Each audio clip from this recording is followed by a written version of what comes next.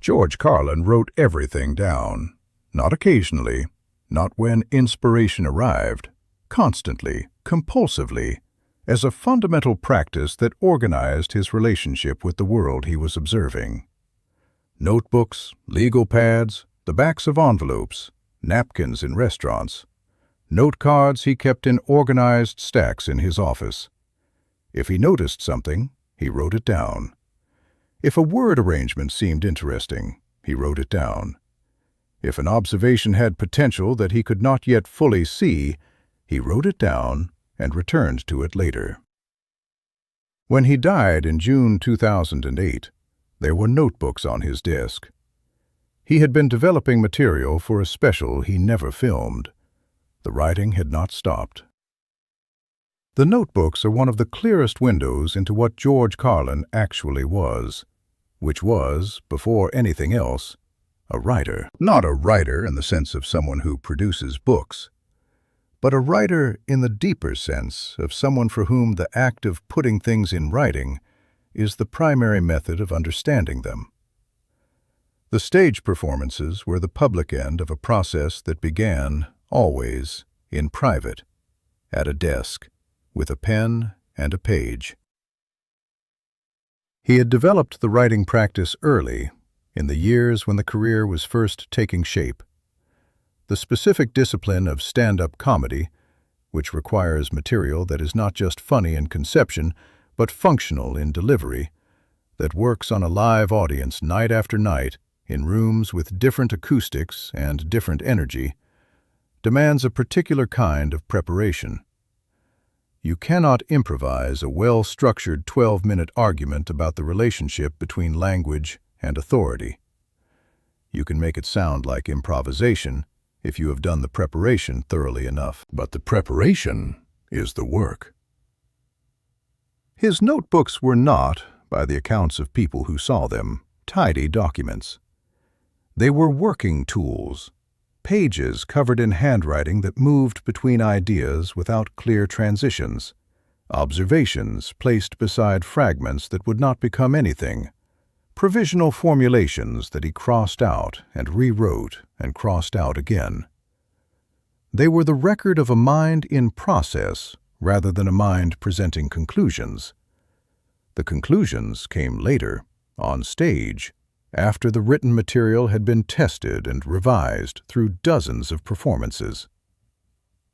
The process he followed was rigorous in ways that audiences watching the finished performance could not usually see. An idea that made it into a final HBO special had typically been through years of development, first as a written fragment, then as a tested line in a club set, then as part of a longer bit, then through successive revisions as the bit was performed in different rooms and the responses of different audiences revealed where the logic was sound and where it had holes. The writing was the beginning of that process. The stage was where the writing was tested. The notebooks recorded both. He was specific about the mechanics. The word choices mattered to him with an intensity that went beyond the ordinary comedian's attention to timing. He was interested in the exact word, not a good word, the right word. The difference between two near synonyms could be the difference between a line that landed and a line that did not, and he pursued that difference with the patience of someone who understood that it mattered. His notebooks are full of crossed-out words, replaced by words that are slightly more precise, slightly harder, slightly more exactly the thing he was trying to say. Jerry Hamza, who worked alongside him for decades, described the notebook practice as the constant background hum of the relationship. Wherever they were, on the road, in hotel rooms, in airports, in the middle of conversations about other things, Carlin was writing. Not ostentatiously, not in a way that announced itself as creative labor, just writing. Noting things. The world he moved through was continuous material, and the notebooks were the mechanism by which the material was captured before it evaporated. The HBO specials that audiences know are the visible surface of this practice. Complaints and grievances. Life is worth losing. It's bad for you. Each of them is the end product of a process that began in handwriting, in private, in the spaces between performances. The precision of the language in those specials, the specific quality of the word choices, the structural integrity of the arguments, the way each bit builds toward its conclusion with an efficiency that makes it seem simple, is the result of years of written revision. Simple is the hardest thing to make. The notebooks are where the simplicity was achieved. He spoke about the writing practice in interviews with a matter-of-factness that made it clear it was not something he considered remarkable. It was simply what he did, had always done, would continue to do. The observation that the world offered was continuous. The work of turning observation into usable material required writing. So he wrote, every day, for 50 years. His daughter Kelly has spoken about the notebooks in the context of what they revealed about who he was in private. The man on stage was confident, authoritative, in possession of conclusions that he delivered with force. The man in the notebooks was more tentative, trying things, discarding things, uncertain about formulations until they had been tested enough to earn his confidence.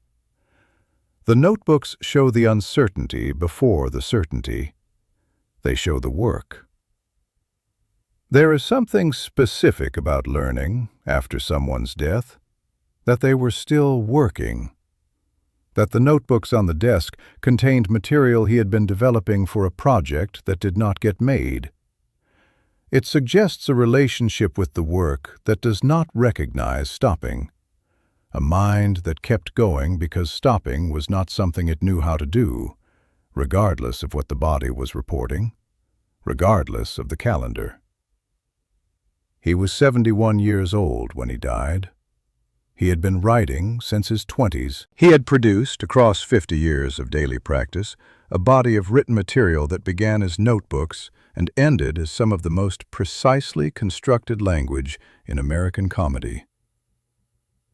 The last notebooks have not been fully published. What they contain is not fully known.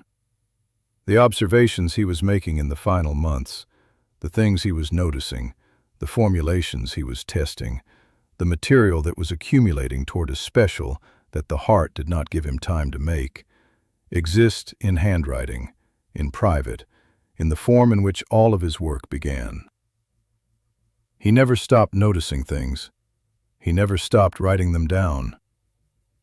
The notebooks are what is left of the part of the process the stage never showed.